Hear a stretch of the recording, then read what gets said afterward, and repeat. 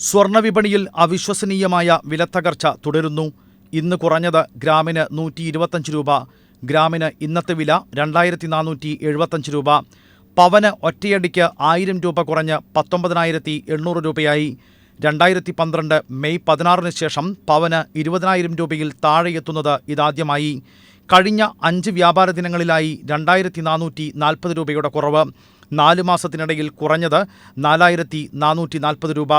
2012 November 27-നാണ് സ്വർണത്തിന് ഏറ്റവും കൂടിയ നിരക്ക് രേഖപ്പെടുത്തിയത് 24,240 രൂപ.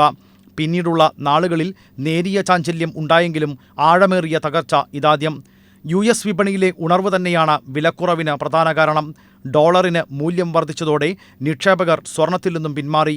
ഇതാണ് ആഭ്യന്തര വിപണിയിലും പ്രതിഫലിക്കുന്നത്. കേരളത്തിൽ ഇപ്പോൾ വിവാഹ സീസൺ. അതിനാൽ തന്നെ വിലക്കുറവിൻ്റെ വാർത്തയെ വിപണി ഏറ്റെടുക്കുന്നു. സ്വർണ്ണാഭരണശാലകളിൽ തിരക്ക് വർദ്ധിച്ചു. പവന് 1000 രൂപ കുറഞ്ഞു എന്ന വാർത്ത പുറത്തുവന്നതോടെ തിരക്ക് ക്രമാതീതമായി വർദ്ധിച്ചു. വില ഇനിയും കുറഞ്ഞേക്കുമെന്നാണ് സൂചനയെന്ന് അറ്റ്ലസ് രാമചന്ദ്രൻ പറയുന്നു.